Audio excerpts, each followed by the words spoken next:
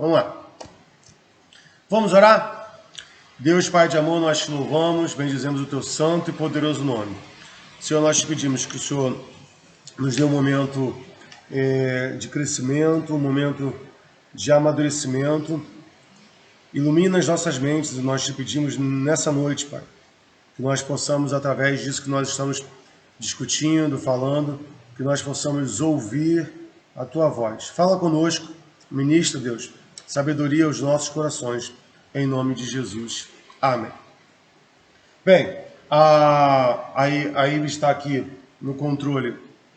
Se pintar alguma pergunta, ela vai fazer. Eu não estou olhando aqui porque eu vou fazer um compartilhamento de tela com vocês. Vamos lá, pessoal. Hoje a gente vai falar. O presbítero Mateus falou sobre. Ele falou sobre a instituição, a história da igreja, até mais ou menos até a instituição dos diáconos. Aí a Ives falou sobre a questão do caráter do diácono, da personalidade, né, da ação mais no campo pessoal, emocional, falando sobre a questão do temperamento, falou sobre como esse diácono precisa enxergar as pessoas, precisa enxergar a igreja. E hoje a gente vai estar falando sobre a ação desse diácono na igreja. A roda do teu pé. A ação desse diácono na igreja. E na aula que vem a gente vai estar falando sobre diaconato na vida de Jesus Cristo, ok? Então, a gente tem aí a ideia da palavra do diácono ter o original mesmo do nome diácono, ele vem da palavra remador, que dá uma ideia daquele que está num barco, fazendo o barco andar. Ele tem uma ideia de ajudante, de criado, mas é um criado com a importância. É de um criado que tem acesso, que tem autoridade sobre a casa e que serve a mesa. E aí no grego, ele vai ter algumas variações, né? E aí ele vai estar falando sobre o diácono na Bíblia. Ele vai estar falando sobre a ideia de um garçom, né? Servo ou serva, e administrador e também ministro, ok? Então a gente vai ter aquele que serve, mas não somente aquele que serve, como também aquele que administra. Ele serve e administra, e ele também é a ideia de alguém que ministra. Quando a gente fala sobre ministrar, quando a gente pensa na questão dos governos, e os governos estabelecem seus ministros, ministro da educação, ministro da agropecuária. Quando na igreja a gente tem ministro da economia, na igreja nós temos ministros de louvor, que geralmente são os mais conhecidos, ministro de crianças. Então, a gente precisa estabelecer, e na questão do louvor, isso gera uma confusão na mente. Por quê? Porque a gente acha que todo mundo que ministra o louvor, está lá na frente cantando, comunicando com a igreja, é um ministro de louvor. E não é. Não é. Na verdade, ele é um dirigente de louvor. Ele está dirigindo a igreja pelo louvor. O ministro de louvor nas igrejas antigas, e aqui eu vou usar o exemplo da igreja batista, o ministro de louvor é aquele responsável pelo grupo do louvor. Então, quem seria o ministro de louvor? O ministro de louvor, ele é o líder do departamento de louvor. Conseguiram compreender até aqui a diferença? Então, a pessoa que está cantando, ela está dirigindo o louvor. O ministro não. O ministro, em algumas igrejas ele é uma função remunerada, é alguém que entende de música, é alguém que tem uma capacitação para administrar uma função. Então você vai ter em algumas igrejas grandes ministros de jovens, ministros de crianças, ministros da terceira idade. Essa é a ideia do ministro. Aí isso remete, por exemplo, à ideia do pastor, que ele é o ministro também do evangelho. Então a ideia de ministrar... Dizendo que o som está picotando um pouco. Pergunta se é só para ele aqui ou se os irmãos estão com... Quem está falando, perguntando? Jurandir Silva. Jurandir, o som tá... Pessoal, o som tá picotando ainda? Dá um alô pra gente aí. Para saber se o áudio está ruim, se é para mim ou é somente para o pro Jurandir. No início tava, aí eu tirei o microfone e tô com o microfone direto do computador. Pode ser a internet, se a internet estiver começando a falhar, né? Certo? Não o quê? Não, aqui está ok. Então deve ser a internet. Ou o Jurandir entrou agora e pegou o início da live. Que tava... Acho que tá ao vivo. Aí tá ao vivo, não dá pra retornar? Não. Ah, tá. Ah, no Facebook não, mas no YouTube você consegue retroceder. Então tá, Jurandir, deve ser aí com você, porque com o restante do pessoal tá ok, né? Ah, ele botou aqui que já melhorou. Ah, vamos lá, então vamos seguir. Então, o significado neotestamentário, então o que é neotestamentário? Neo vem de novo. O significado neotestamentário da palavra diácono, né, ele vai derivar prioritariamente do serviço de Jesus Cristo. Eu tô sem... Deixa eu botar aqui a Bíblia. Opa.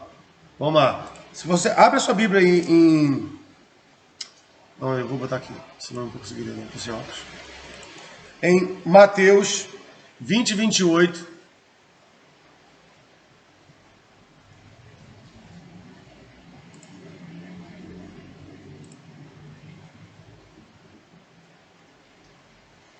Vamos lá. Vou até jogar para vocês aqui, que eu estou lendo a Bíblia. Então tá aí, tá jogando aí agora, ó. Mateus 20, 28. Bem, como o Filho do Homem não veio para ser servido, mas para servir e para dar a sua vida em resgate de muitos. Então a ideia do diaconato, ela vai partir sempre do ministério de Jesus Cristo, ok? Sempre, sempre. O nosso parâmetro, a nossa visão sempre precisa apontar para Jesus Cristo. Então aqui de cara, a gente não está inferiorizando, é antibíblico, não tem respaldo bíblico, quando a gente olha para a figura do diácono e acha que ele é uma função de subalterno, uma posição inferior, como se tivesse menos valor que o diácono, menos valor que o pastor. Não. Por quê? Porque Jesus Cristo, a gente vai estar falando isso na aula que vem, ele é o exemplo, ele é o parâmetro de diácono. E aí, o próprio apóstolo Paulo, ele vai tratar a figura do diaconato como alguém que está servindo ao evangelho. Então, o diácono, ele não é um servo do pastor, ele não é apenas um servo da igreja, ele não é um servo somente da igreja. Eu estou dizendo isso em relação à nossa servidão. Em relação a servir uns aos outros, a gente serve uns aos outros. Mas o diácono, ele é um servo do evangelho. E aqui, eu preparei uma tela para a gente. Deixa eu... para a gente ter uma ideia melhor do que o apóstolo Paulo, de como o apóstolo Paulo vai tratar a questão dos diáconos. E aí eu estou transmitindo a tela aqui desse site do Bíblia Português, porque ele tem a possibilidade, aqui ó, não sei se você está acompanhando meu mouse aqui, tá vendo onde eu estou passando? Ele tem a possibilidade de várias versões, tá? E a gente vai ter aqui a opção da gente ler ele de forma interlinear, ou aqui do grego paralelo, ou multilingüe, ou diretamente no grego, tá? Então, a gente está usando aqui a função interlinear. O que isso significa? Significa que a gente vai quebrar, e eu vou mostrar para vocês a diferença de como a gente lê o texto no português e de como ele apresenta no grego. Vamos lá, então. A gente vai para, nesse momento, 2 Coríntios. Cadê o Coríntios? Aqui, 2 Coríntios, capítulo 3. Tem gente perguntando alguma coisa aí? Não? 2 Coríntios 3, versículo 6. A gente vai estar vendo aí apóstolo Paulo chamando o diácono ele vai estar falando sobre ministro da nova aliança, ministro da justiça, ministro de Cristo. Lá em Colossenses ele vai estar falando sobre ministro de Deus, ministro do evangelho, tá? E aí, quando a gente olha para esse texto, a gente tem a impressão, eu vou deixar vocês lendo aí a Bíblia, eu vou ficar aqui para a gente não ficar nesse bate-volta. A gente acha que ele está falando do pastor, e ele não está falando do pastor. Ele está falando da função diaconal. Não quer dizer que ele esteja falando de diáconos. Ele está falando do serviço diaconal que deve ser realizado por todo cristão e também diretamente, aqui mais institucionalmente, o diácono. Então vamos lá. A gente vai para 2 Coríntios, capítulo 3. Aqui, ó. 2 Coríntios 3, versículo 6.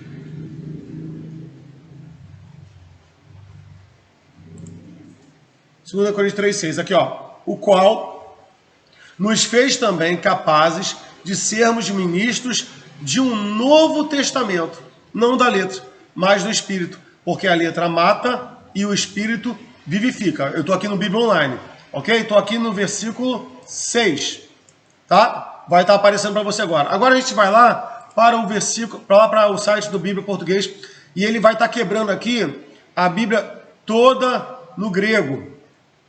Eu estou aqui em 2 Coríntios 3, versículo 6. Cadê?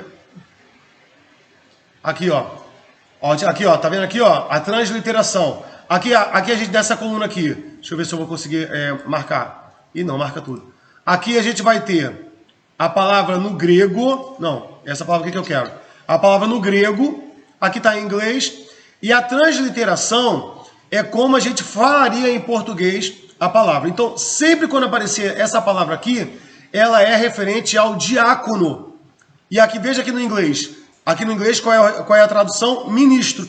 Então, quando a gente vem para o português, no português, traduziu aqui, ó, ministro. E aí, o que a nossa mente é levada a pensar? Ah, está falando de pastor. Mas não, mas no grego, o grego é essa palavra aqui, ó, diáconos. Então, o apóstolo Paulo vai dizer que o ministro da nova aliança, ele é um diácono. Então, o diácono, ele está para ministrar sobre a nova aliança, sobre o evangelho de Jesus Cristo. Vamos lá para 2 Coríntios, aqui eu já estou em 2 Coríntios, capítulo 11, versículo 15.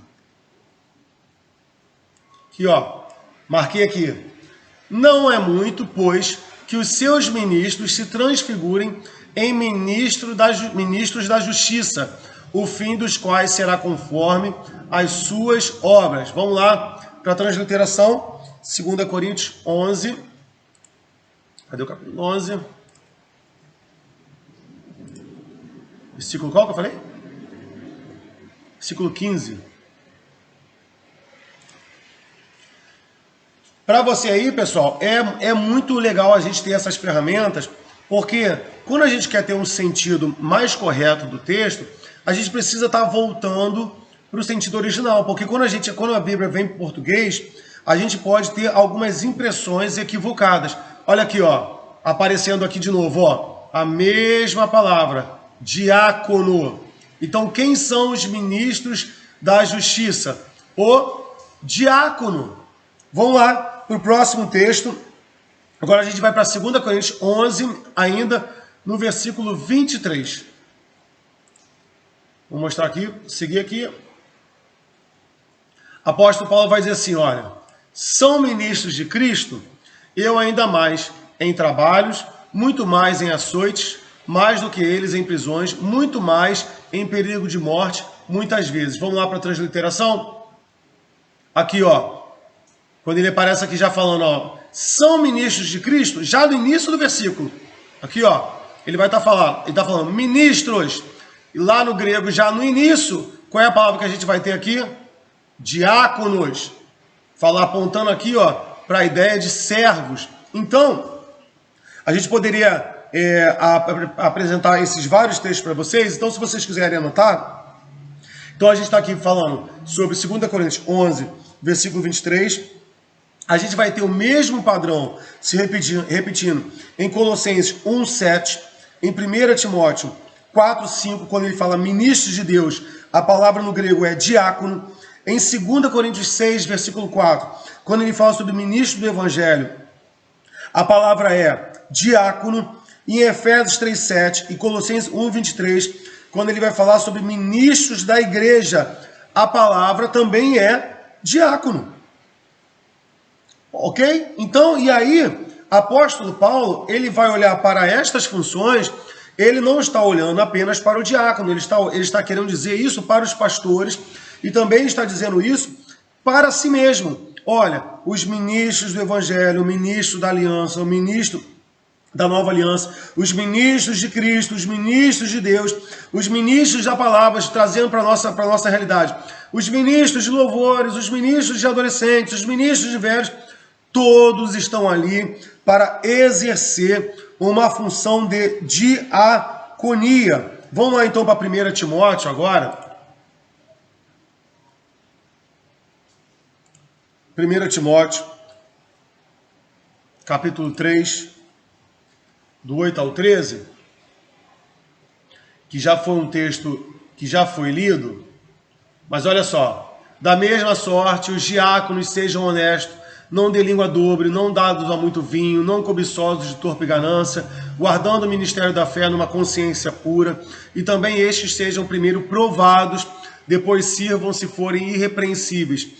Da mesma sorte, as esposas sejam honestas, não maldizentes, sóbrias e fiéis em tudo. Os diáconos sejam maridos de uma só mulher e governem bem a seus filhos e suas próprias casas. Então, a gente está vendo aqui a ideia,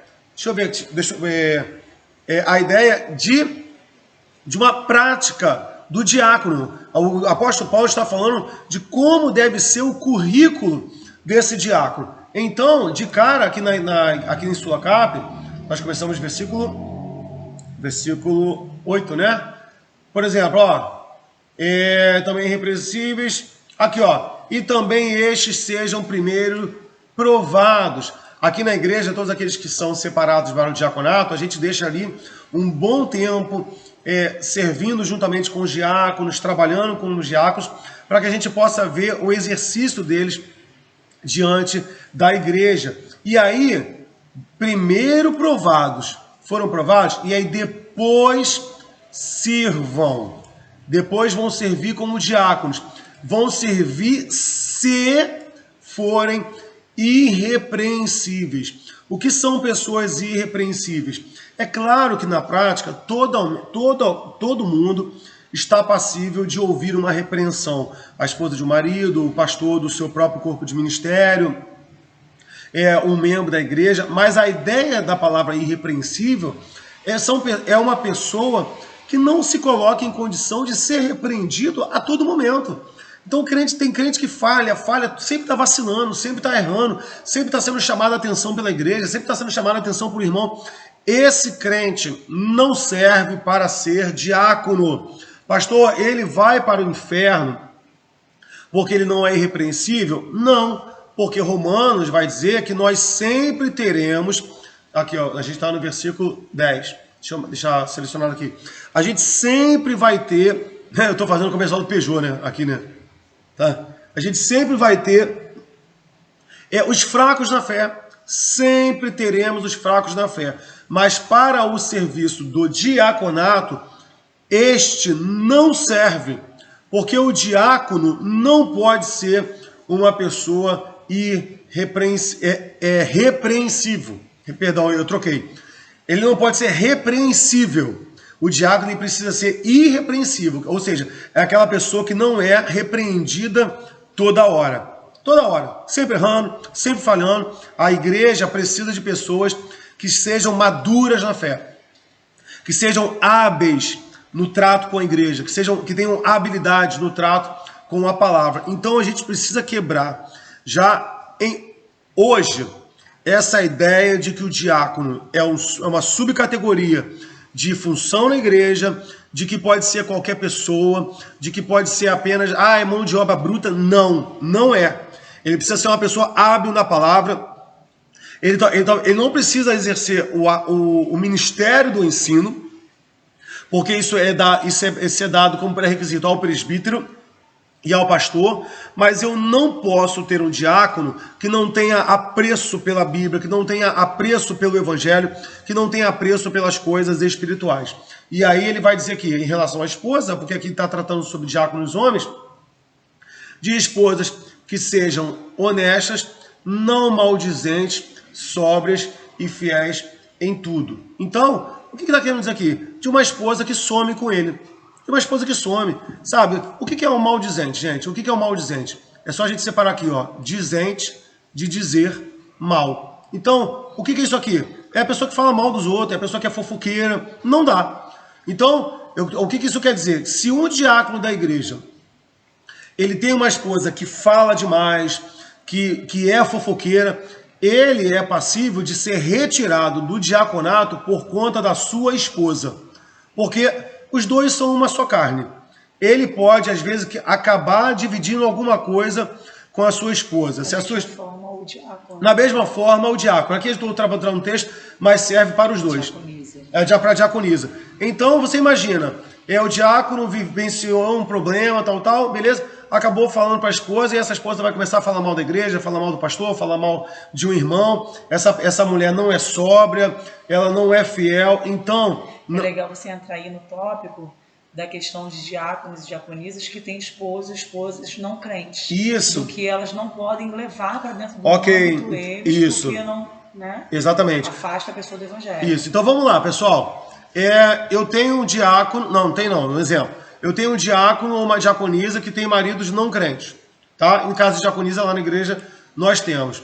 É sóbrio, é prudente, é sábio que esse diácono, que essa diaconisa chegue levando problemas da igreja para dentro da sua casa? Claro que não. Você está servindo de pedra de tropeço, você está servindo de escândalo, você está servindo de empecilho, você está servindo...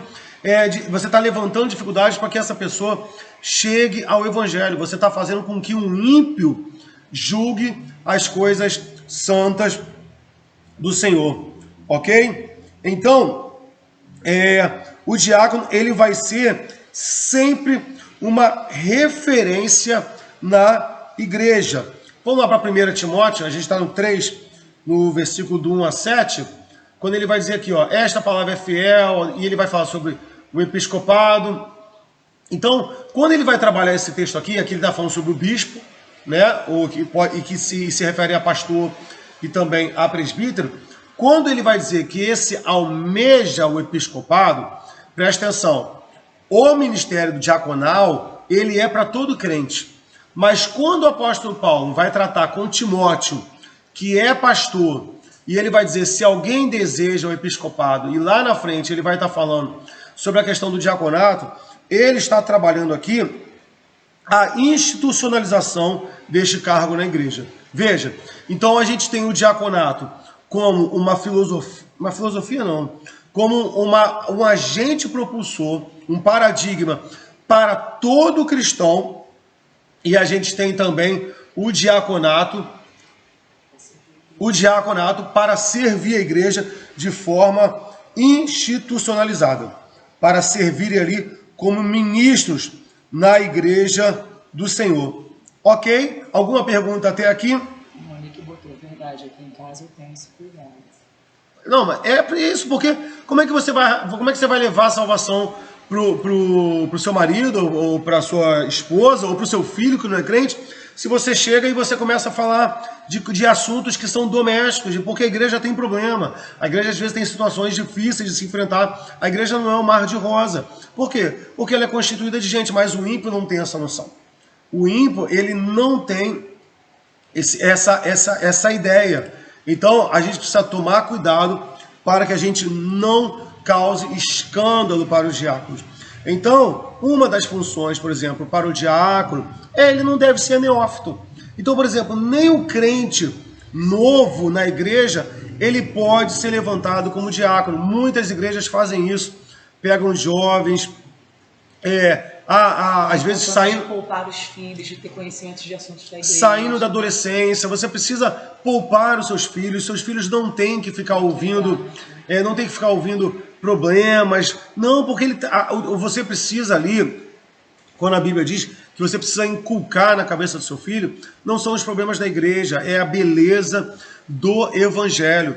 Porque se eu poluo a cabeça de uma criança, de um pré-adolescente com isso, ele vai ter essa referência deformada do evangelho, dos seguidores de Cristo. Então eu não sou contra que uma criança participe do ministério de louvor, que uma criança participe de grupos de dança, que grupos de adolescentes, só que na hora, por exemplo, teve um problema no louvor, vamos ter uma reunião e essa reunião vai tratar de assuntos delicados.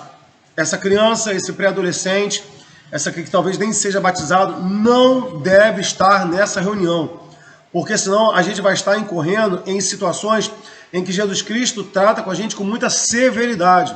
Jesus Cristo vai dizer assim, olha, se tiver que fazer para tropeçar algum pequenino, é melhor que a gente amarre uma pedra no pescoço e pule dentro de um rio.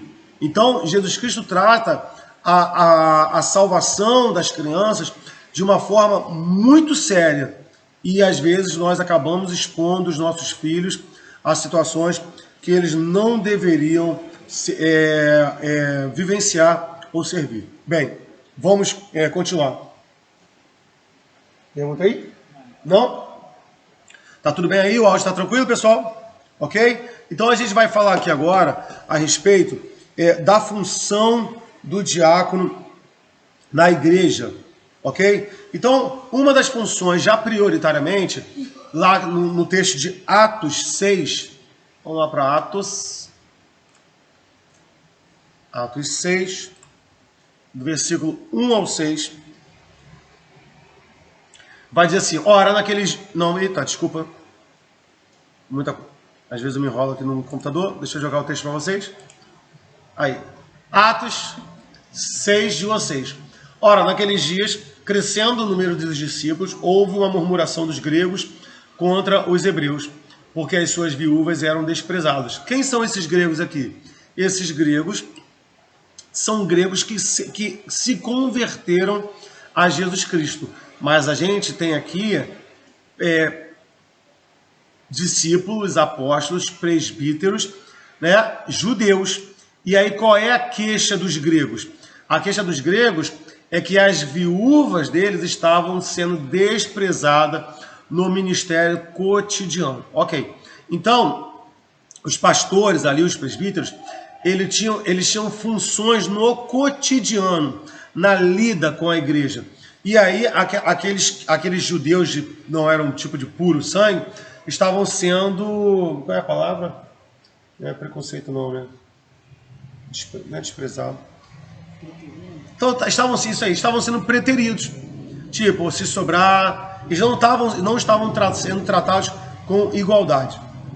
E aí no versículo 2 vai continuar. E os 12, convocando a multidão dos discípulos, disseram, não é razoável que nós deixemos a palavra de Deus e sirvamos as mesas. Aqui, pessoal, a gente tem um ponto aqui muito sério. Vamos lá. Eu quero tratar com vocês. Olha aqui, olha a palavra dos diáconos. Não é razoável que nós deixemos a palavra de Deus. O que é razoável, Ben? Vem de razão. Não tem razão. A razão não é legítima. Não, é incoerente. Então, vamos ficar aqui nessa é uma afirmação? Não, é uma negação. Não é razoável que deixemos a palavra de Deus. Então, oi? Uma afirmação. Não é razoável. O que isso quer dizer? Isso quer dizer que não é prudente que a igreja inverta o seu papel. Preste atenção, qual é a prioridade da igreja? É estar servindo a palavra de Deus. A gente tem que entender que a nossa luta, o Evangelho, a Bíblia vai dizer que nossa luta não é contra a carne e nem contra sangue, mas contra principados e potestades.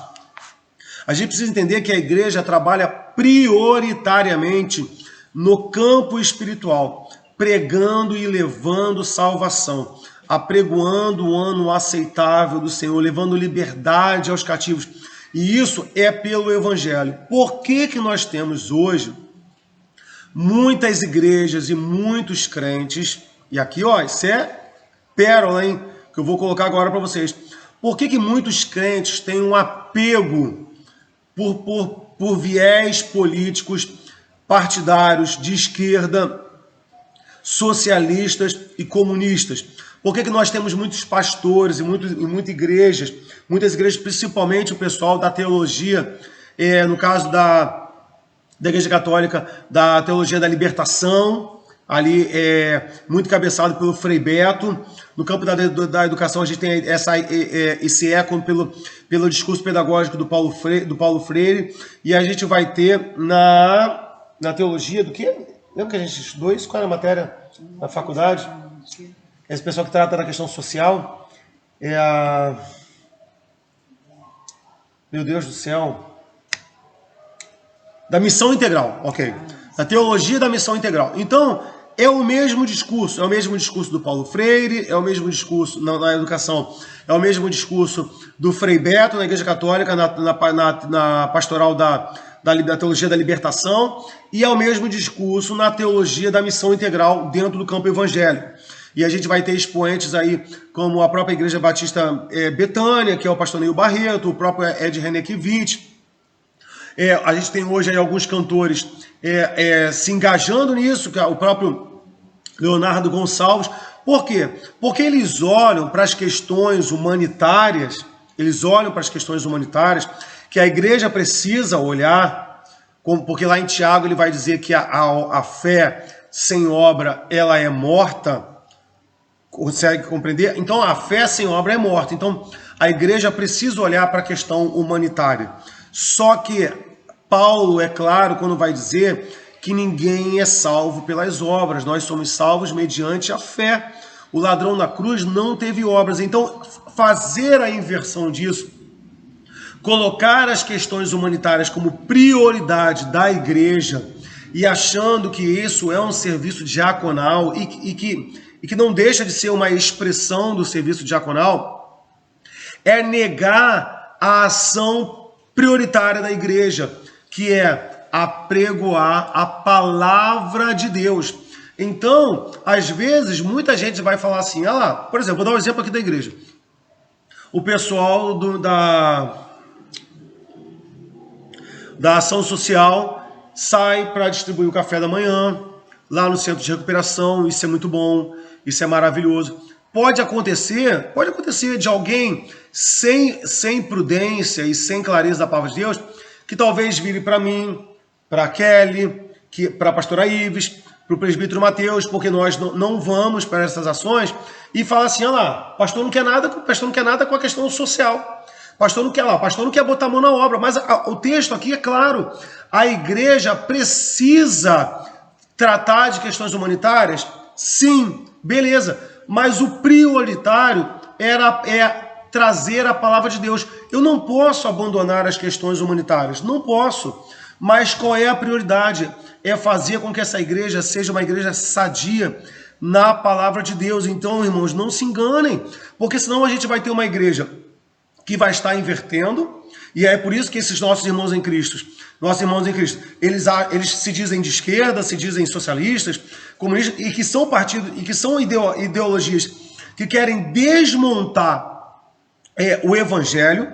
Por quê? Porque eles querem pregoar um padrão de sociedade, como na época, lembra de quando o John Lennon falava naquela música Imagine, que ele vai dizer, imagine um mundo sem religião, quando a gente vai ter aquela afirmação do Deus está morto, quando a gente tem o marxismo, que ele vai dizer que a sociedade consegue cuidar de si sem a questão do viés religioso, e cá entre nós, talvez consiga, porque nós temos várias expressões religiosas que cuidam um dos outros, inclusive nós temos vários ateus que fazem obras sociais. Então, se eu achar que é prioridade a questão humanitária e o serviço social na igreja, o meu serviço vai ter tanto valor quanto de um ateu tem, quanto de um umbandista tem, quanto de um kardecista, um budista, mas não é. A prioridade da igreja é a pregação da palavra de Deus.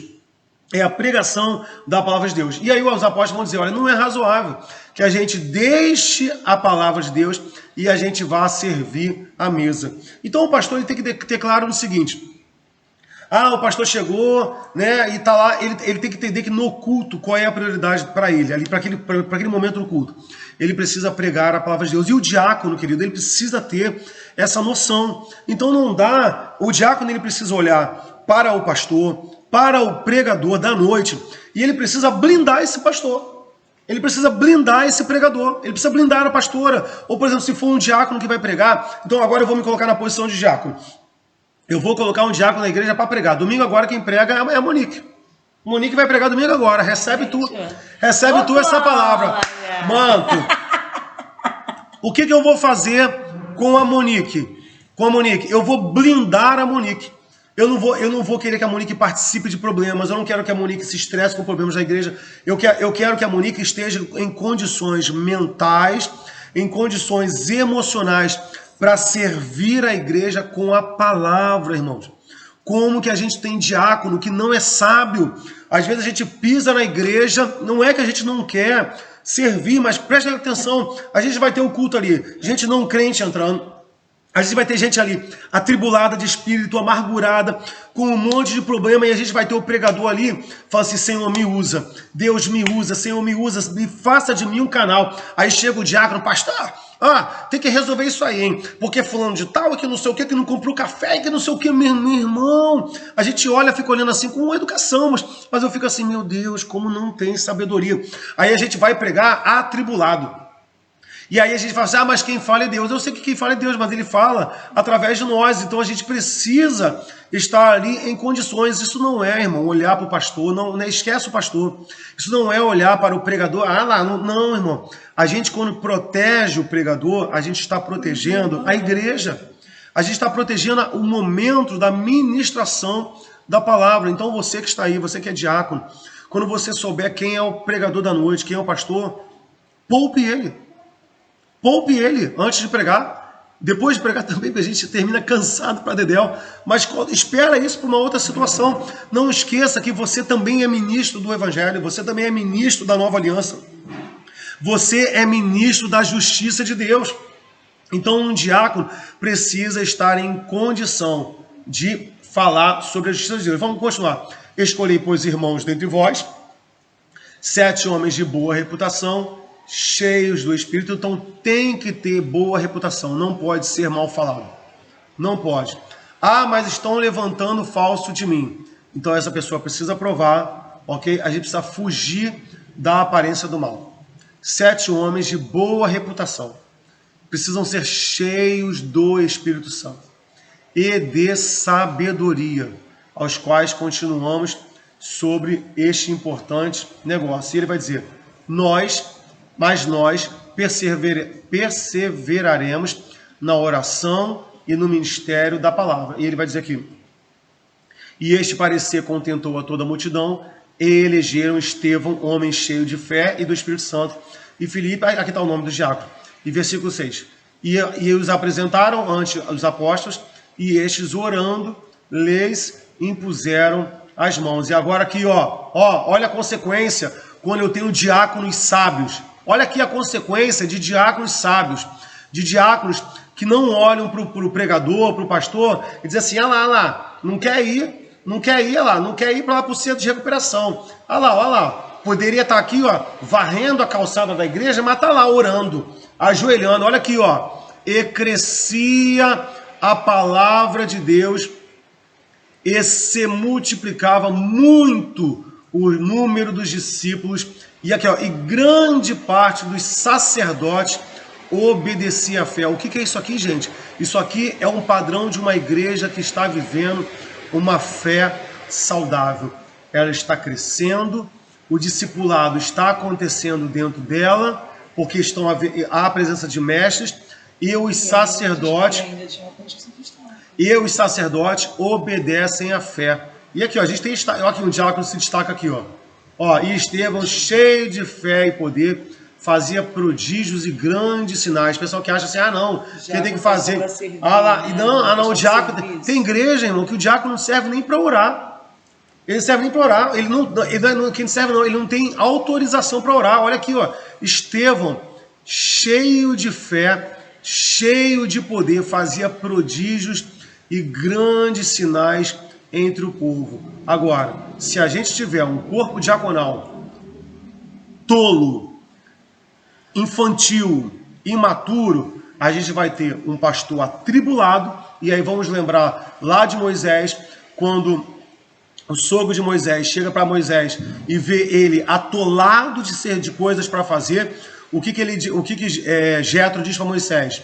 Moisés, isso que você está fazendo não é bom para você e também não é bom para o povo. Sabe por quê?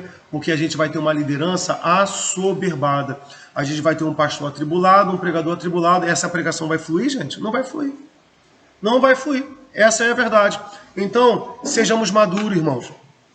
Então, tem dias que eu chego na igreja e que eu vou pregar, e às vezes eu vejo alguns diáconos, algumas pessoas varrendo, eu chego, eu abraço, eu vou lá para dentro da igreja, eu não me sinto mal.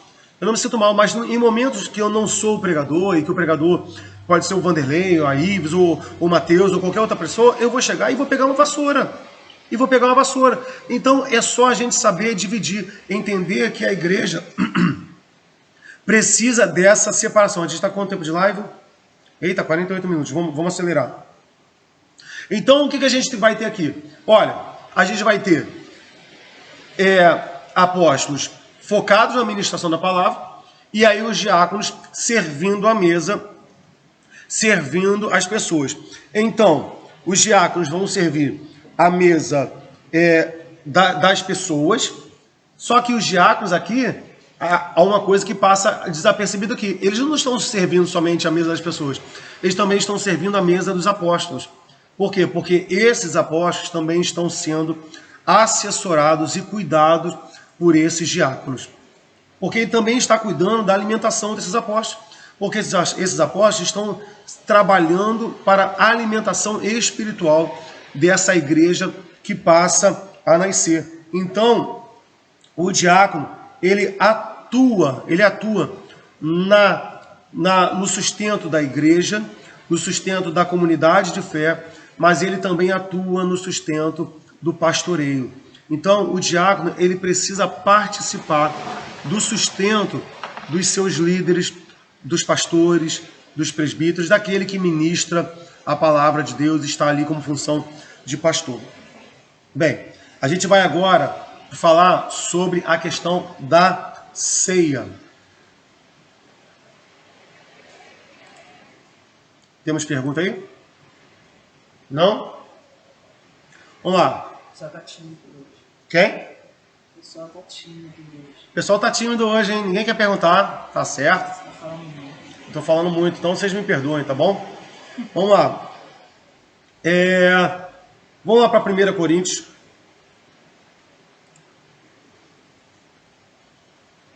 Deixa eu voltar aqui. Acho que eu vou ficar direto nessa tela aqui, nem vou voltar mais na tela. 1 Coríntios, capítulo 11.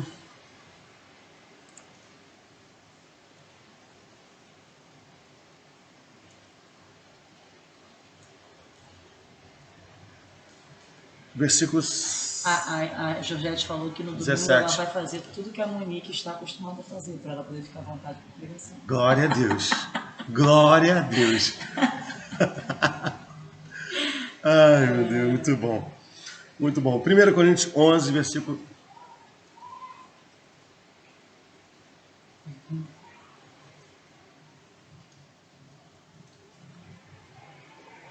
Eu tô certo? Cadê? 1 Coríntios 11. 17, não. Ministro do programa. Cadê?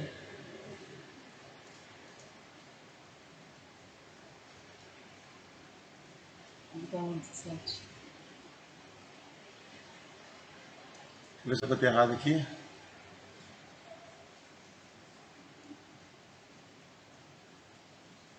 Versículo 21.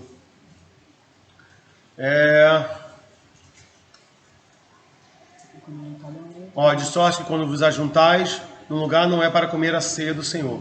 Porque comendo, cada um toma antecipadamente a sua própria ceia, e assim um tem fome e outro embriaga-se. Vamos lá, pessoal? Vou tocar agora aqui, ó, na ferida. Eita! Eu vou cantar aquela música da Fernanda Brum. Apenas um toque. Tandam. Queridos, vamos lá. O que é? Cadê aqui, ó? Esquece a ceia do Senhor. Aqui a gente está falando sobre comportamento. Aqui o apóstolo Paulo está falando sobre educação. Aqui a gente está falando sobre respeito. Como é que acontece a ceia aqui? De sorte que quando vos ajuntais num lugar, não é para comer a ceia do Senhor.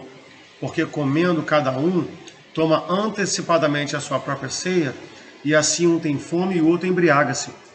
Sabe o que acontecia? A igreja se reunia para comer, ó. A galera comia desesperadamente, quando as outras pessoas chegavam não tinha nada para comer. Vamos lá? Vamos falar sobre o nosso cotidiano? Nossa igreja tem café da manhã, todo domingo de manhã, menos domingo de ceia, certo? Irmão, comeu, sai da mesa. Sai da mesa. Sai da mesa. Isso é educação. Tem gente que parece ter um cordão umbilical agarrado na mesa. E aí o que a gente vê? A gente vê ali os visitantes com aquela cara de assustado. Se depender de muita gente, o visitante sai com fome. E festa de crente, infelizmente, às vezes é assim. É uma comilança, é pegando o salgadinho para levar para a mãe. A pessoa vê uma travessa com um pedaço. A pessoa não consegue olhar para aquilo ali e imaginar, olha, tem pessoas que vão comer depois de mim. A pessoa enche o prato, é churrasco, a pessoa bota o boi inteiro no prato. A pessoa não pensa, será que outras pessoas vão comer? Será que vai sobrar para o meu irmão? Isso é questão de educação, irmão. E aí, me desculpa, não dá para aceitar que um diácono e um crente seja mal educado. E por quê? Ah, mas a mãe não educou. Problema. O Espírito Santo precisa educar, porque a gente tem a mente de Cristo. E os diáconos naquela função de coordenar o momento, né? Também. Sim. Então, e aí a gente sempre tem estresse. Sempre estresse. Né? Ah, faltou comida. Ah, botou o pudim, o pessoal fala assim, irmão, é feio demais, é muito feio. É feio, vamos orar, irmão, para que Deus repreenda isso, para que isso não alcance a nossa igreja, que a gente esteja educado, irmão. Foi lá, comeu, pronto, acabou. Eu, uma vez no retiro de jovens com a Ibis, a gente foi fazer, irmão, na hora da refeição, a gente servia as pessoas. Ah, gente, olha como era triste. Eu tinha no meu coração um misto de tristeza, dor e ódio. Eu tinha vontade de tacar a travessa na cara do meu irmão. Eu tinha vontade de agredi-lo, irmão. Sabe por quê? Porque a gente estava servindo arroz, servindo suco. Não tem copo aqui não, né? Senão eu ia... Aqui, ó, tô com uma lâmpada aqui, ó. Eu tô servindo suco. Eu fui na primeira mesa. E aí na mesa tinham 10. Eu ia para a segunda mesa que tinha mais 10. Aí eu servia o cristão, o crente, mal educado, e aí ele fazia assim, ó. Aí antes de eu sair da mesa, ele já falava assim, completa aqui pra mim. Meu Deus, irmão, aquilo me dava um ódio. Mas era um ódio porque isso é antibíblico, querido. Essa glutonaria, essa gula, essa desenfreada. Se você comprar aquele livro, 7 Pecados Capitais, do excelente escritor que está lá na igreja, existe uma frase no capítulo de gula que vai dizer que toda vez que você come, que você não precisa, alguém que precisa não está comendo. Põe a mão na consciência, irmão. Se você pega a sua parte, sai e deixa que as outras pessoas comam. Vamos aprender isso. Comeu, sai da mesa. Mas tem gente que... Ele fala, não, eu vou ficar aqui na mesa porque... Outra situação. Essa foi boa. Essa foi legal. Servindo a gente lá no retiro de mulheres. Olha, vou te falar, irmão, não fica chateado comigo não, mas retiro de mulher é tenso. Já trabalhei em retiro de criança, adolescente, homem, jovem. O retiro mais treteiro é das irmãs. Meu Deus do céu. Meu Deus do céu. É muita treta. Como diz o pregador. Muita treta. Olha, gente. Tinha uma irmã. Eu vou aumentar aqui a minha câmera para vocês verem. Ó, tinha uma irmã, gente, que ela fazia assim, ó. Ela pegou o prato e botou um bolo de banana. Um bolo de banana. Aí, deixa eu ver aqui, isso. Aí ela foi e pegou um outro bolo de banana e botou aqui, ó, um outro prato. Não tô mentindo, não. Olha, Deus pode matar ele se eu estiver mentindo. Aí ela pegou um outro prato de bolo de banana e botou aqui, ó. Assim, ó. Eram 3 pratos. Aí eu falei assim, irmã, não precisa, você pode voltar na mesa depois, irmã, pra comer. Não precisa levar. Mas eu não peguei do bolo de coco e de abacaxi, porque tinham vários bolos. Eram 3 bolos. Eu só gosto dos de banana. Aí, como ela achou que ela não tinha pego o bolo de coco e abacaxi, ela achava que ela era obrigada a comer 3 bolos. Não, então eu tenho direito. Gente, me desculpa, irmão. Me desculpa, isso não é característica de um novo nascido. Então, quem é que tem que entrar na ordenação e também no exemplo? Os diáconos. Os diáconos primeiro servem a ceia. Vamos lembrar da ceia? Quem são os primeiros a receber o cálice? Quem são os primeiros a receber o cálice durante a ceia? É a igreja ou são os diáconos, irmãos? É a igreja. E depois o pastor vai lá e serve os diáconos. Dia 7 de setembro a gente tem um passeio para toda a igreja. Vamos parar com aquele negócio de botar comida. Aqui a gente vai falar, a gente vai botar os diáconos para servir. Porque é a função do diácono. O diácono está ali para boa fluidez de qualquer atividade da igreja. Quem é que come por último? Os diáconos. Isso é simples. Ah, pastor, não quero não. Então abra mão do seu diaconato. Porque se você não consegue olhar para a igreja e ter o desejo de servir, é porque não há em você o ministério diaconal. É latente isso no diácono. O diácono, ele sente prazer em servir. Ele se sente realizado em servir. Bem, vamos continuar. Então, Jesus vai estabelecer a ceia como comemoração para a sua morte. E isso aí vai ser feito para a igreja. Tem que ser feito. Ah, pastor, por que a gente faz uma vez por mês? Existe uma conta? Não existe uma conta. Eu acho uma vez por mês bom, porque isso torna um culto especial, em que a gente evidencia ali a morte de Cristo. Quando tem igrejas que fazem todo dia, eu particularmente já não gosto, porque dá um ar de coisa corriqueira.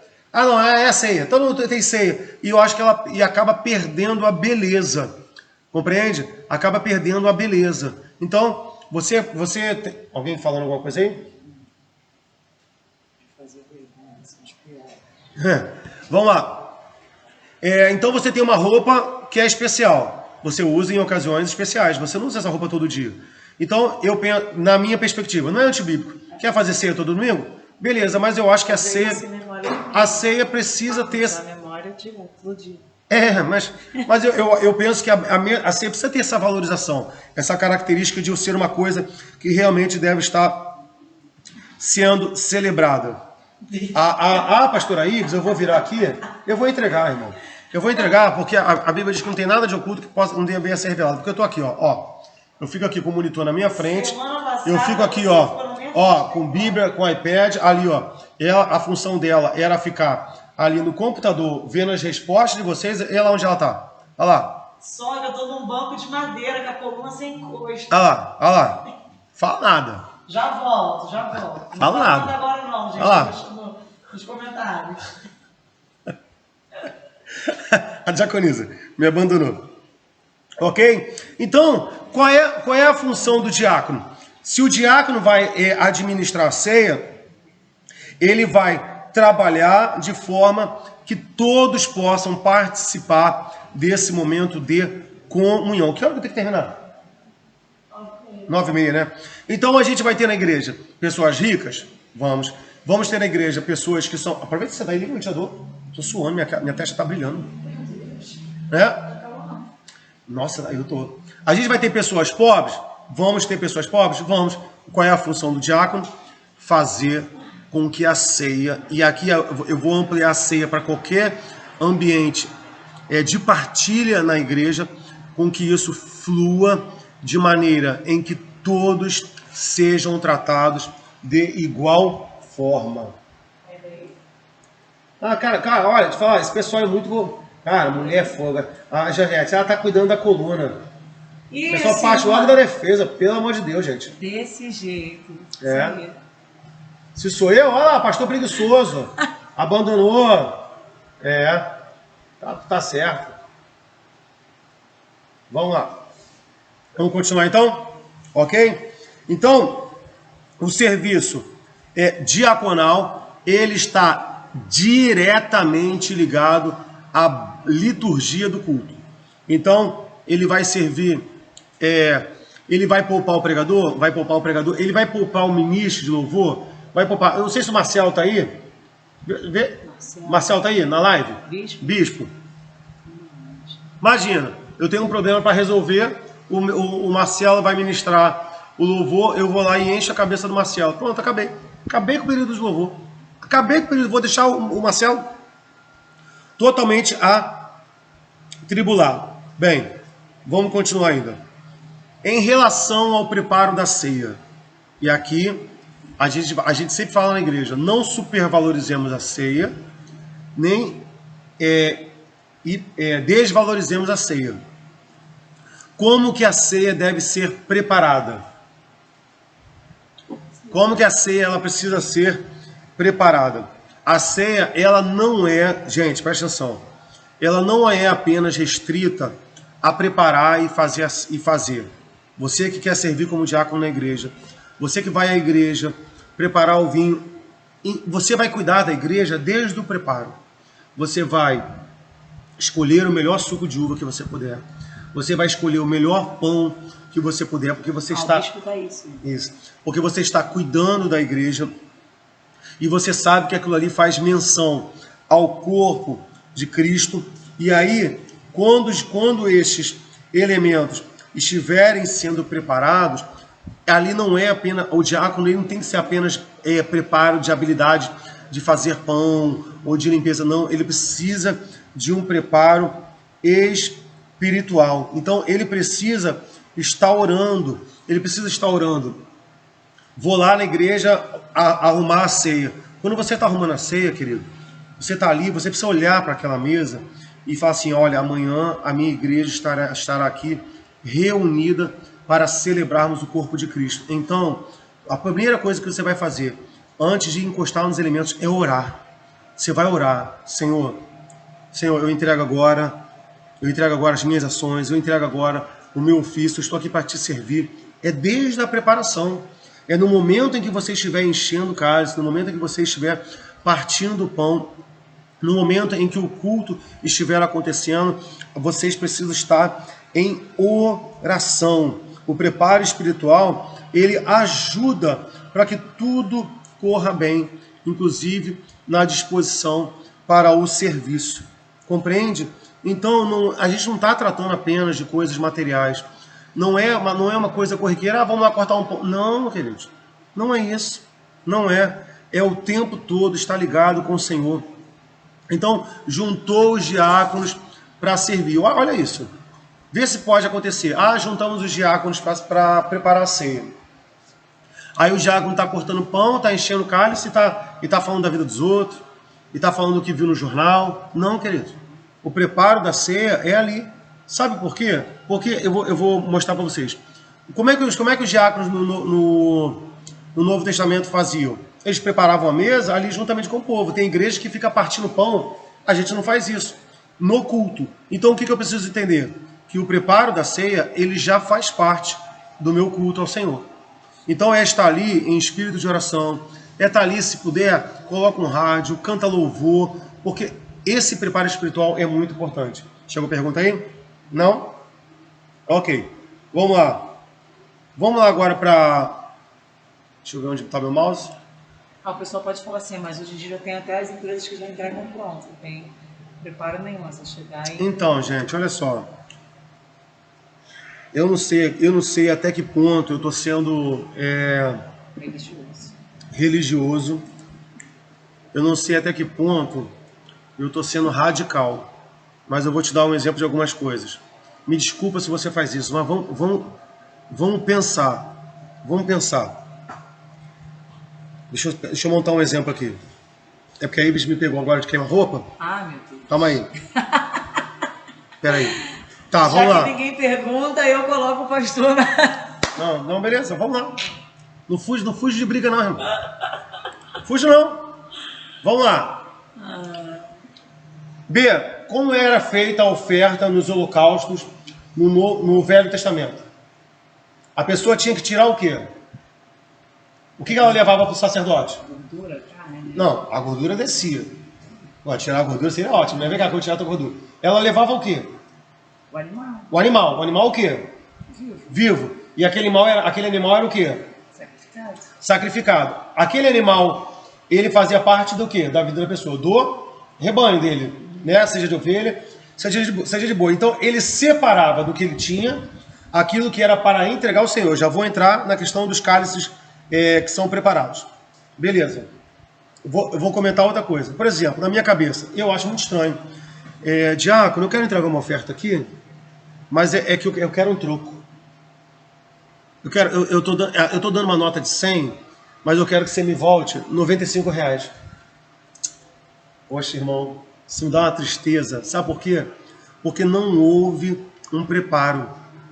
Quando a Bíblia diz, alegrei-me quando me disseram, vamos à casa do Senhor. Aí eu fico imaginando no Velho Testamento, ó, sacerdote, eu trouxe uma ovelha, eu trouxe um boi para sacrificar.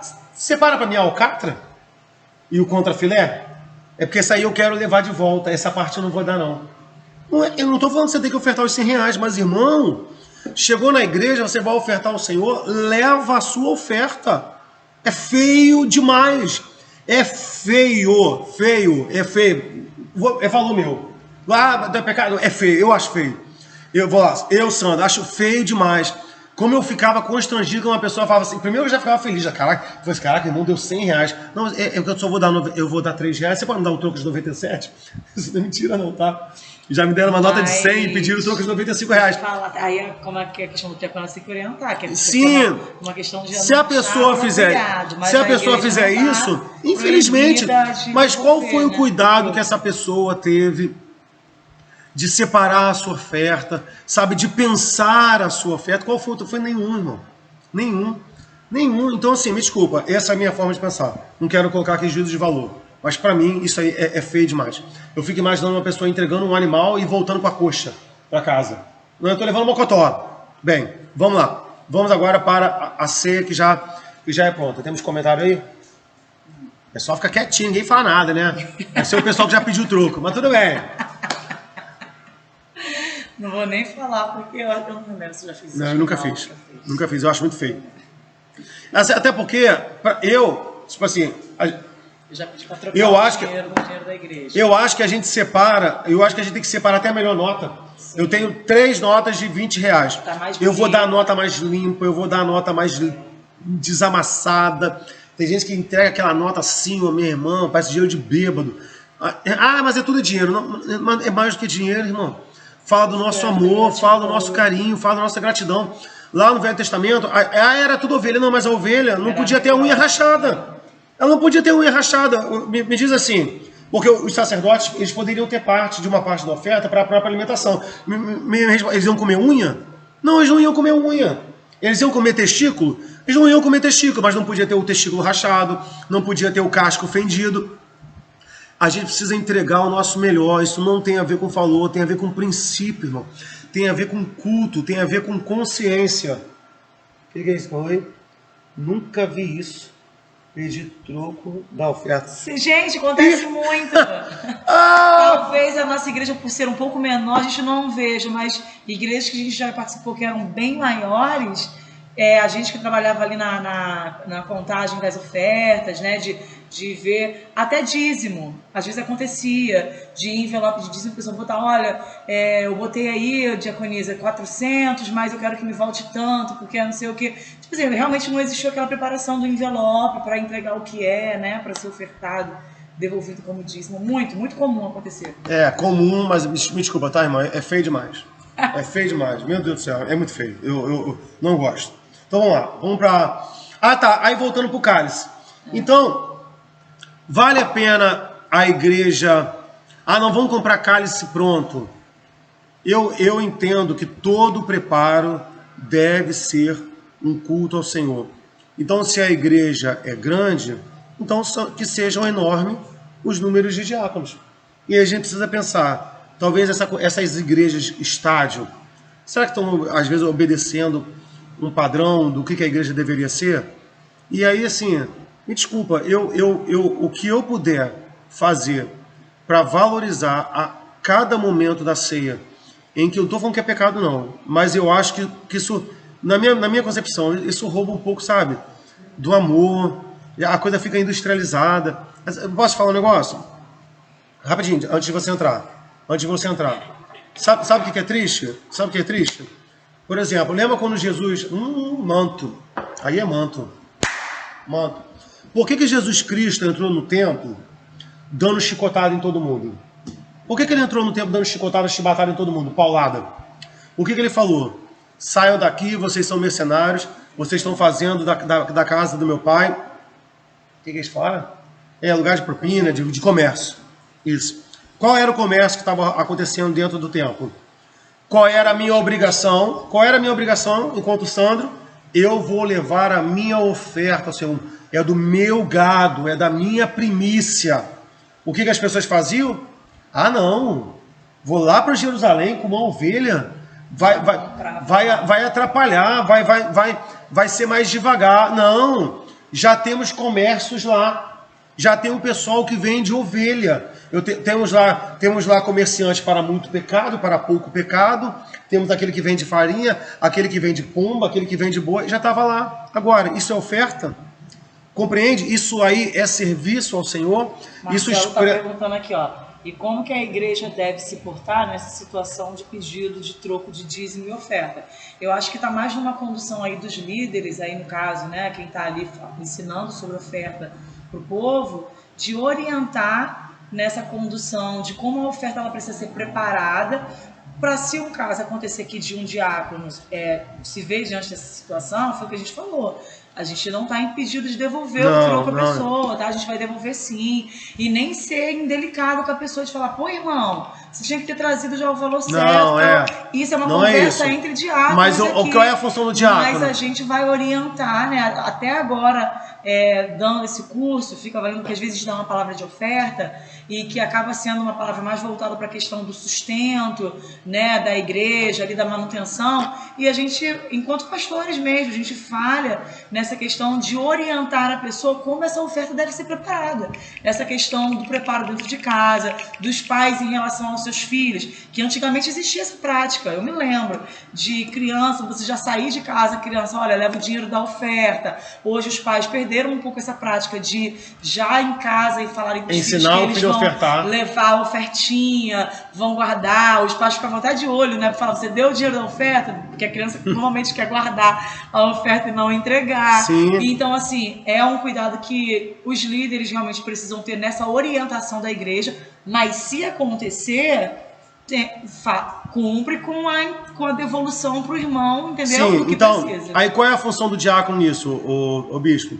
Pastor, muita gente... desconto da taxa de cartão. Matematicamente é a mesma coisa que dá dízimo na máquina de cartão. O membro não está dando os 10% e a igreja não está recebendo também os 10%. É polêmico, mas pela razão... Quem está falando isso?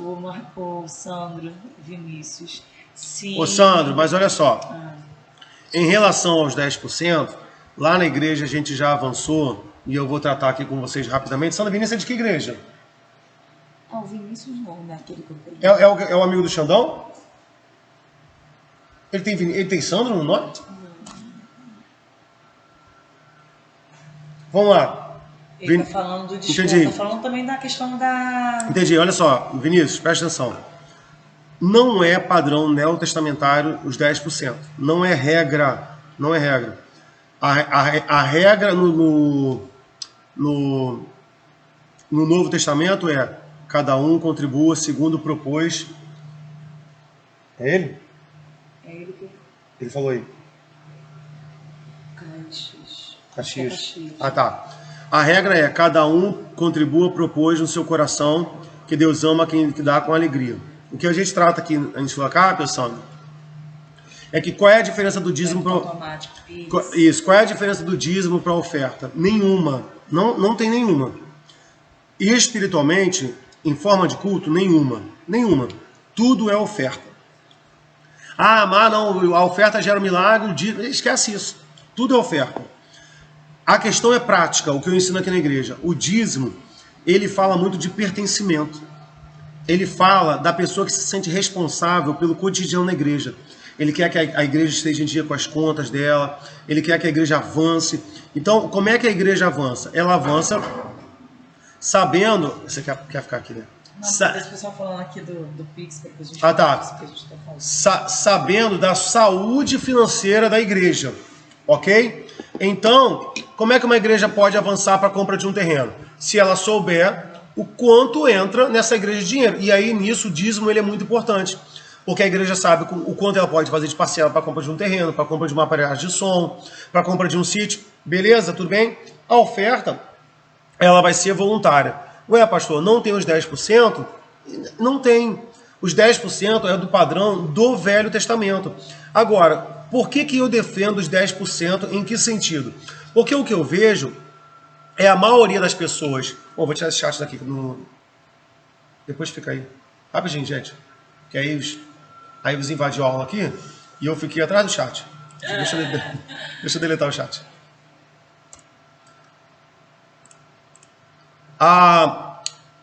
Eu vejo as pessoas questionando os 10% sempre para dar menos. Isso é muito triste, Sandro. Você não viu uma pessoa questionando os 10%? Não, pastor, eu quero dar 20%, eu quero dar 30%. Mas eu acho que ele não está falando nessa perspectiva. Não, então, rapidinho. Eu tô falando. Não, sim, mas é nessa perspectiva. Por quê? Porque não há esse rigor espiritual de dizer assim, não, a pessoa não está sendo fiel. Porque se ela está passando no débito, está chegando menos. Porque Deus não está olhando para essa questão do 10% ou 15%. A questão não é essa, a questão é maior. A questão é, eu estou ofertando segundo aquilo que eu propus no meu coração. É isso, pronto, acabou. Eu vou ser sempre contra a devolução de dízimo na modalidade de crédito. Quer passar o seu cartão de débito? Eu, particularmente, sou arcaico, sou atrasado, acho muito feio. Você tá assim, ó. Momento do dízimo. Já perceberam que a gente discorda. Momento né? do dízimo. E um monte de diácono com a maquininha. Eu acho isso horroroso. Rapidinho. Não tô espiritualizando. Não tô. Mas eu acho que se a igreja tiver um cantinho, uma secretaria, sei lá, uma parte que tem tipo um bazarzinho, um cantinho, em que a pessoa possa chegar antecipadamente, já passar a sua oferta, o seu dízimo, e pegar o canhoto e colocar aquilo na oferta, para mim isso seria o formato ideal. Ah, pastor, mas ela vai ofertar antes da administração? Ué, você oferta pelo... Aí é o que a gente tem que pensar. A oferta é segundo eu propus no meu coração. A minha oferta não pode ser movida pela emoção que o pastor empregou no altar. Ah, o pastor fez um discurso inflamado. Não é oferta. Se a tua oferta foi gerada por causa do discurso do pastor, eu sinto muito. Você ofertou por ganância, você ofertou por qualquer sentimento, mas não foi pelo que você propôs no seu coração. Vamos lembrar da oferta da viúva pobre? Quando Jesus Cristo está falando, ele está traçando esse cenário da oferta. Tem pergunta aí? Rapidinho atrás. Quando ele está traçando o cenário da oferta, a viúva está entrando no templo e ela está entregando a oferta. Qual é a primeira coisa que ela faz? Que Jesus Cristo vê? Ela já entra entregando a oferta. Aonde está o gasofilácio do templo? Está lá na frente? Tá não, irmão. Está na porta. Porque a primeira coisa que a pessoa fazia era entregar a oferta. Vamos voltar para o tabernáculo. Qual era a primeira coisa que a pessoa fazia quando ela entrava no tabernáculo? Antes de entrar no santo lugar, antes de entrar no santo dos santos, ela passava pela porta e qual era a primeira coisa que ela via? Era o altar do sacrifício, era a oferta. E aí depois da oferta tinha a bacia, que falava da santificação. Depois tinha o santo lugar, que tinha a menorá, tinha o altar do incenso, que fala de adoração, que falava da mesa dos pães, e atrás do véu, que era o santo dos santos, que ficava a arca da aliança, onde Deus falava. Qual é a primeira ação de alguém que quer ir cultuar? Já é separar a sua oferta. É por isso que o texto vai dizer, alegrei-me quando me disseram, vamos à casa do Senhor. Então o meu culto já começou na minha casa. Então se o meu culto já começou na minha casa, eu já saí com a minha oferta, eu já saí com o meu envelope de dízimo pronto, porque eu estou indo cultuar o Senhor, o meu culto já está pronto. Eu não estou indo para a igreja esperando que o pastor me comova e que o pastor me mova a ofertar. É triste. Acontece? Acontece. Você já foi movido por isso? Já foi movido, mas você precisa parar. O teu culto precisa ser individual. Fala aí. Não trouxe água. Fale bom furacão, né? Então, pessoal, Eu não consigo, a gente não pode aqui, né, taxar como sendo uma oferta não entregue por amor, quando você viabiliza ela por meio de um cartão de débito, por meio de um cartão de crédito. Eu particularmente não consigo ver desta forma. Eu acho que o grande cuidado que se precisa ter é o que o Sandro está falando aqui, porque a oferta ela faz parte do nosso culto. E o apóstolo Paulo vai dizer que que o nosso culto precisa ser um culto racional. Eu preciso ter entendimento, clareza, certeza naquilo que eu estou fazendo.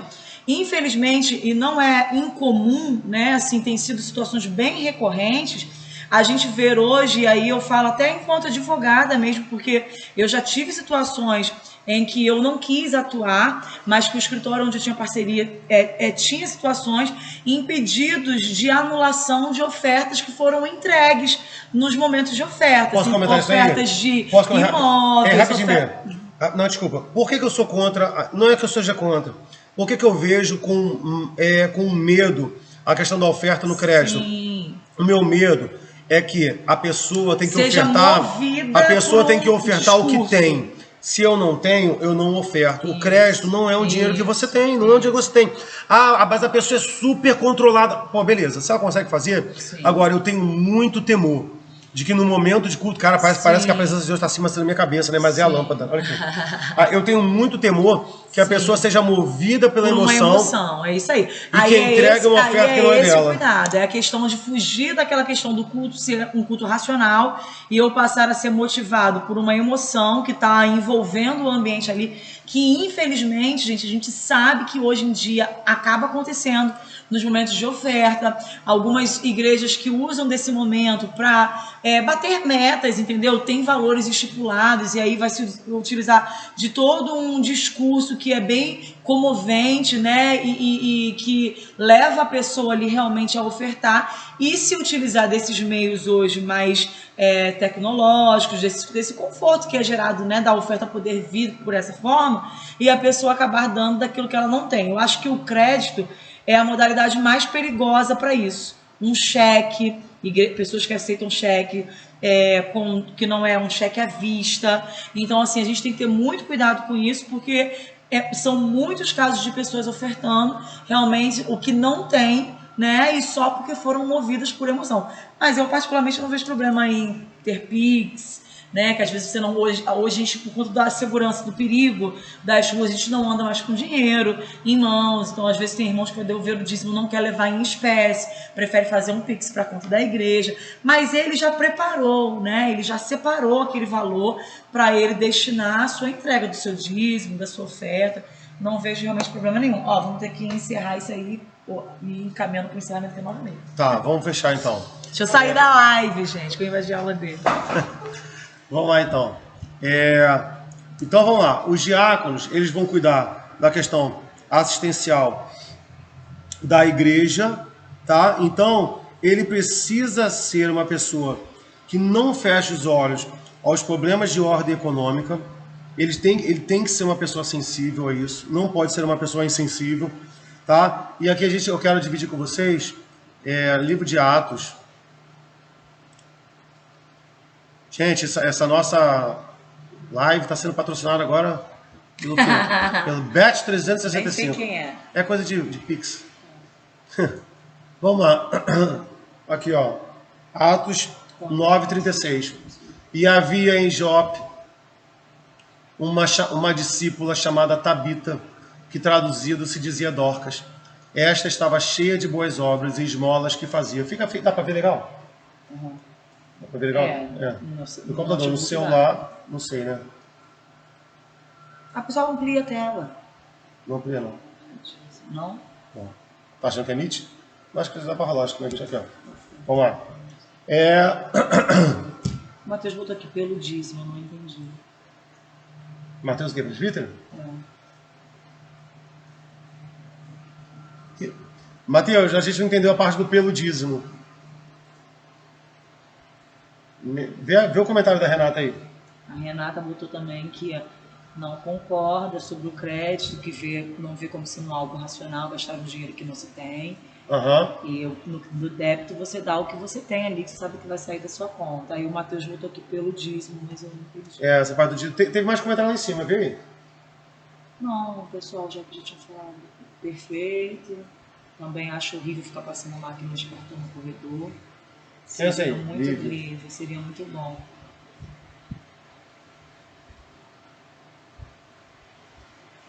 Tem um pastor amigo que na igreja dele ele não aceita o dízimo, mas o que você der por amor. Sandra. Acaba sendo, né? Mas assim, o dízimo também tem que ser uma ação de amor, né? Ele é uma ação de amor. Vamos lá, vamos pro texto aqui. E aí Tabita, que era Dorcas, esta estava cheia de boas obras e esmolas que fazia. Essa esmola aqui é beneficência, tá? E aconteceu que naqueles dias que enfermando ela, morreu. E tendo-a lavado, a depositaram no quarto alto. Olha que legal. Deram um banho nela depois de ela estar morta. E como Lida era perto de Jope, ouvindo os discípulos que Pedro estava ali, lhe mandaram 2 homens, rogando-lhe que não se demorasse em vir ter com eles. E levantando-se Pedro, foi com eles. E quando chegou, o levaram ao quarto ao alto. E todas as viúvas o rodearam, chorando e mostrando as túnicas e roupas que Dorcas fizeram quando estava com elas. Mas Pedro, fazendo sair a todos... deixa eu só parar aqui. Não, Pedro vai orar e ela vai ressuscitar. Mas eu quero aqui esse versículo 39, olha aqui, ó. Foca comigo aqui, ó. E levantando-se Pedro foi com eles. E quando chegou, o levaram ao quarto alto. E todas as viúvas o rodearam, chorando. E o que elas estavam mostrando? Aqui, ó. Mostrando as túnicas e roupas que Dorcas fizera quando estava com elas. Cara, olha a marca dessa mulher. Ela foi a marca da vida dela. Dorcas é um exemplo de um diaconato por excelência. Ela era conhecida pela beneficência que fazia com as pessoas. Veja, elas estão, é como se elas estivessem dizendo assim para Pedro: Pedro, olha quem a gente perdeu. Olha a qualidade do crente que a gente acabou de perder. Bem, então nesse sentido a gente precisa entender que o diácono, ele é um líder... Porque aqui não apareceu pra gente a pergunta do Matheus em cima no computador. É porque ele botou: quem não dizima não é amaldiçoado, e quem dizima é abençoado? Vamos lá. Quem não dizima não é amaldiçoado. É abençoado pelo dízimo? Não, ele não é abençoado pelo dízimo, ele é abençoado por Deus. Por dar o dízimo, né? Que é o que ele quis dizer. Sim. Porque a Bíblia... Manda fazer prova, né? A Bíblia não é... Habilita, eu acho que habilita a pessoa, a fidelidade... Eu só penso que o dízimo, ele é uma entrega, ele é uma expressão de uma entrega ao Senhor. É como se você dissesse assim para o Senhor: Senhor, eu confio no Senhor, tá? Pousadas, Tabapitanga, né? Senhor, eu confio no Senhor, cuida da minha vida, cuida da minha finança, e eu penso que a maior bênção do dízimo é quando a nossa vida é abençoada por Deus. E aí outra coisa, há um princípio lá no Velho Testamento, acha para mim no versículo, que não sei se é Ageu, que Deus vai falar assim: olha, vocês estão com a casa de vocês apaneladas e a minha casa está em ruína. É por isso que vocês compram e nada tem, e é como se recebesse e colocasse num saquetel, num bolso furado.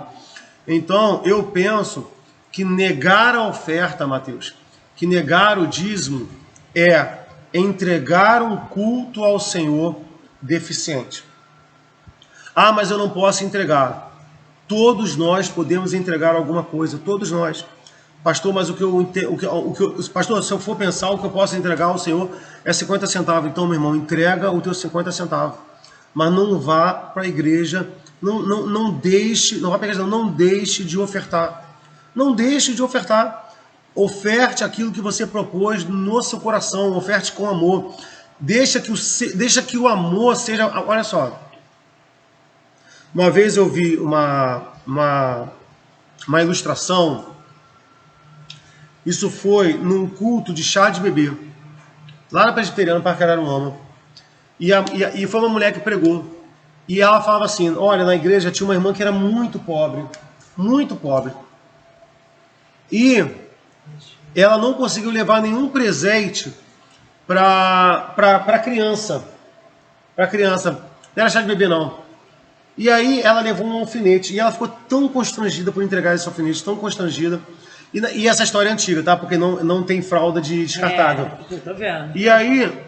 Vocês têm plantado muito e colhido pouco. Isso, Vocês comem, mas não se fartam. Já vou nesse texto aí. E aí a história vai dizer que ela deu aquele alfinete muito constrangida. E aí houve um momento em que a criança se sujou, a mãe foi lá pegar uma fralda de pano, e aí o que salvou a mulher naquilo ali? Foi o alfinete que aquela mulher tinha dado. Então, não subestime a importância da sua oferta. Às vezes a gente acha que o que importa é ter muito dinheiro. Mas, querido, várias vezes moedinhas de 50 centavos já me salvaram no trânsito quando eu estava com fome. Algumas vezes, moedinhas de R$1 já me salvaram quando eu, por exemplo, eu tinha duas opções, ou ir pela Avenida Brasil, ou ir pela uma estrada com pedágio, que seria muito mais rápido, mas eu não tinha dinheiro. Eu catei aquelas moedinhas ali e foi o suficiente para eu pagar o pedágio. Então, cara, toda oferta tem valor diante do Senhor. O texto é Ageu 1:6. Vocês têm plantado muito e colhido pouco. Vocês comem, mas não se fartam. Bebem, mas não se satisfazem. Vestem-se, mas não se aquecem. Aquele que recebe salário, recebe para colocar numa bolsa furada. Então, queridos, a Bíblia nos dá respaldo, sim, para acreditar que Deus abençoa aquele que dá. A Bíblia diz, dá e será vos dado, medida recalcada, sacudida e transbordante. Bem, vamos acelerar aqui para a gente fechar, senão que a gente vai ficar muito aqui na parte da oferta. Então, a gente... 9h40, meu Deus do céu. Vamos dividir aqui uns textos. Então, o diácono, ele é um líder espiritual para atuar na disciplina na igreja. E aí, essa disciplina, o papel dele é conduzir a disciplina da igreja em ações preventivas, que é no ensino, em ações corretivas, que é visita, é a função do diácono visitar, admoestar uma pessoa que está errando, e também em questões cirúrgicas. O que é a questão cirúrgica? É quando ele vai ter que tratar com alguém que realmente falhou e ele vai precisar corrigir. Então, como é que essa disciplina vai ser feita? Ele vai precisar ajudar o ofensor a estabelecer comunhão com a igreja. Vamos lá. Não é para socar, não é para maltratar, não é para agredir. Não é. E aqui eu quero fechar com esses textos. Vamos lá para Mateus 18:15. Tem ninguém abrindo a Bíblia aí só porque eu estou botando a Bíblia aqui, né? Claro, né? Vamos lá. Mateus 18, versículo 15. Ora, se o teu irmão pecar contra ti, vai, repreende-o entre ti e ele só, se te ouvir, ganhaste o teu irmão. Então, a primeira coisa é ajudar aquele que ofendeu a voltar a ter comunhão. O que o diácono precisa fazer? Não, ele precisa olhar para aquele que terrou, aquele que maltratou, aquele que ofendeu. Não, eu preciso trazer esse cara de volta para a comunhão. Eu preciso acolher essa pessoa. Vamos agora, e como é que eu vou fazer isso? 2 Coríntios 2:8. 2 Coríntios 2, versículo 8. Vamos lá. Aqui, ó. A Meire falou que ela tá com a Bíblia dela dentro. Ah, obrigado. Toma, pastor. Vamos lá. Vamos lá. Olha lá, versículo 5. Porque se alguém me contristou, não me contristou a mim, senão em parte, mas para vos não sobrecarregar vós todos. Basta-lhe ao tal esta repreensão, feita por muitos. De maneira que, pelo contrário, deveis antes perdoá-los e consolá-lo, para que o tal não seja de modo algum devorado de demasiada tristeza. Por isso vos rogo que confirmeis com ele o vosso amor. Olha aqui, gente, versículo 7. Diácono, presta atenção, tem diácono que acha que ele vai tratar os outros dando coice, não é. Versículo 7. De maneira que, pelo contrário, deveis antes perdoar-lhe e consolá-lo. Esse consolá-lo é a pessoa que está sendo corrigida, para que o tal não seja de modo algum devorado, consumido, digerido de demasiada tristeza. Poxa, quanta a igreja maltrata as pessoas. A pessoa errou. Ah, mas ele errou. Mas olha aqui, ó. Você está fazendo com que a pessoa seja devorada por uma tristeza excessiva. Não é assim. É através do amor. E fazendo isso Como, 2 Coríntios, eu estou aqui no capítulo 2, versículo 7, versículo 10. Aqui, ó. Como isso tem que ser feito com amor. Vai lá para Hebreus, 2 Coríntios 7, 10 ainda. E perdoando. Tem que perdoar, irmão. Ah, mas eu não perdoo. Tem uma vez na igreja que eu era líder dos obreiros, eu tive 2 diáconos que brigaram. E aí eu chamei os 2, pedi para que os se retratassem e se perdoassem. Sabe o que eles falaram? Não, eu não perdoo ele. Então eu falei assim, então os 2 estão fora do diaconato. Porque se o diácono não consegue perdoar, aí, meu irmão, não dá. Porque se a tua função é conduzir o ofensor pelo perdão, como é que você vai fazer isso, disciplinar a igreja, se você mesmo não é capaz de perdoar? E também levando conforto a essa pessoa que falhou. Atos 9, versículo 31.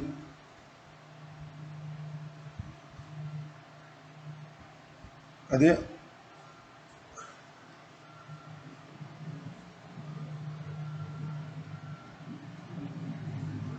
Eu acho que esse texto aqui eu errei. Esse texto aqui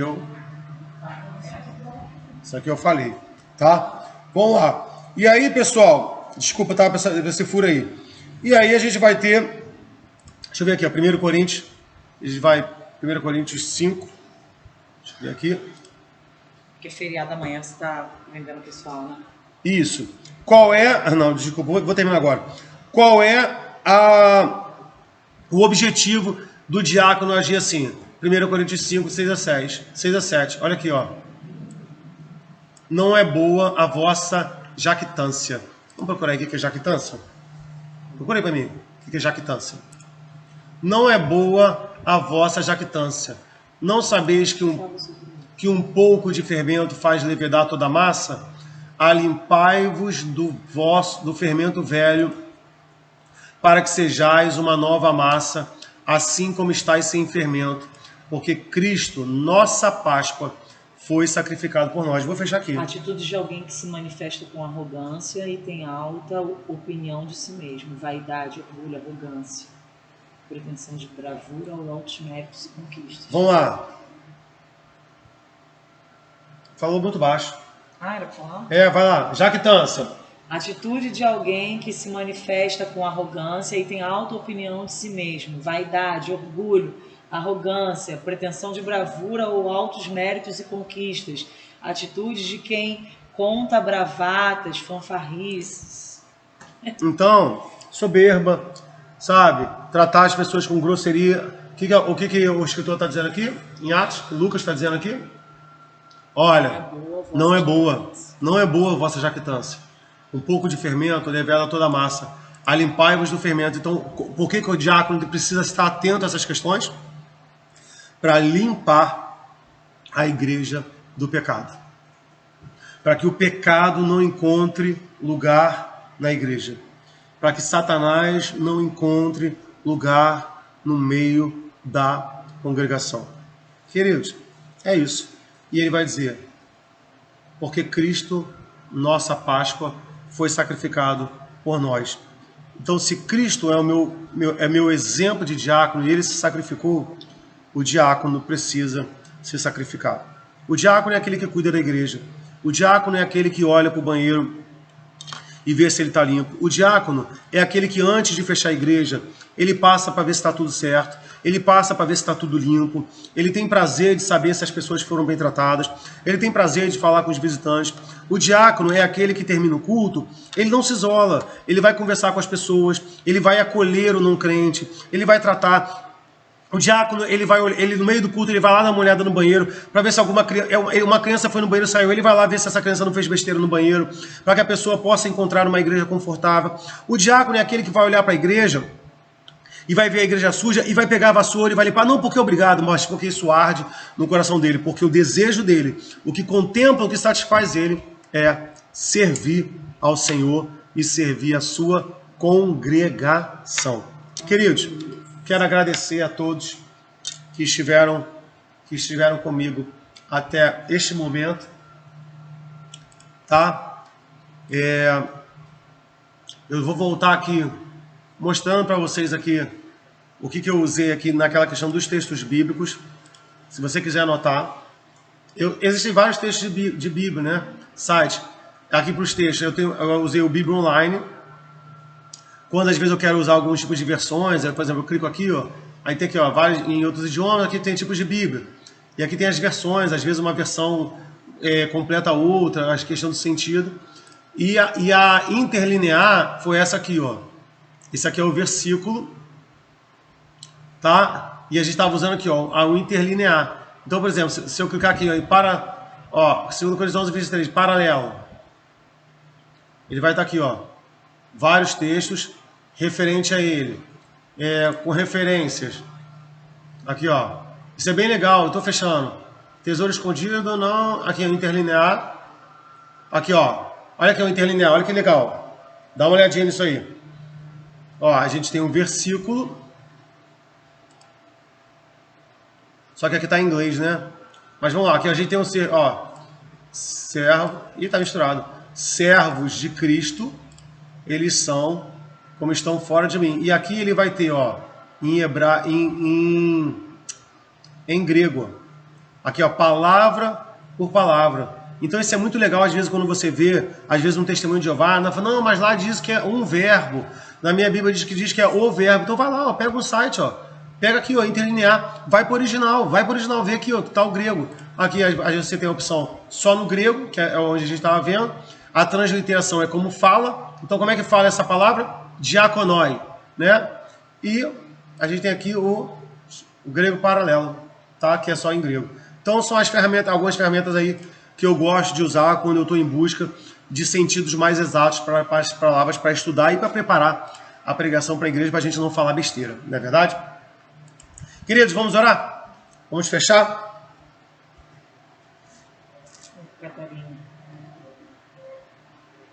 Jorge, pastor, você não bebeu nem um pouquinho de água. Eu esqueci de trazer água. Nem um pouco. Vou beber agora, porque eu estou seco.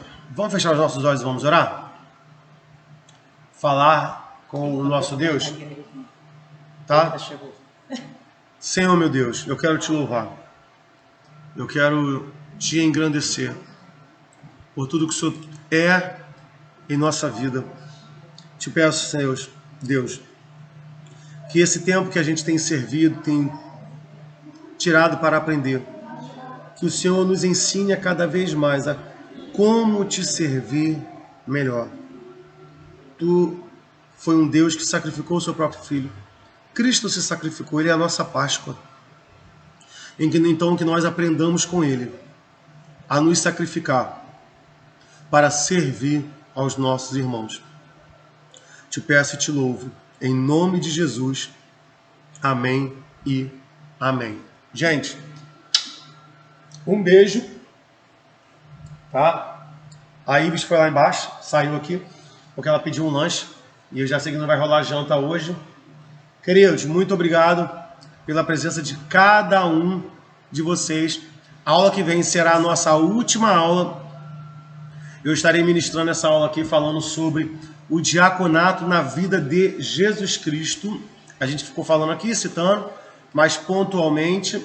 E aí, na outra aula, eu vou estar vou liberar live e vou liberar um link para vocês estarem fazendo a prova. Serão, o que eu falei, serão o quê? 2? Não. Serão 4 questões de cada prova. E se você acertar no mínimo 10 questões, você vai estar recebendo o certificado desse curso de diaconia. Espero que tenha sido bênção para a sua vida. Espero que tenha sido bênção para cada um de vocês. Amo vocês. Tchau, tchau. E se quiser compartilhar essa live, depois fiquem à vontade. Deus abençoe a vida de vocês. Tchau, pessoal. Desci que eu tenho que amamentar 3 bezerros lá, famintos. Fiquem na paz. Tchau, tchau. Fechando a live.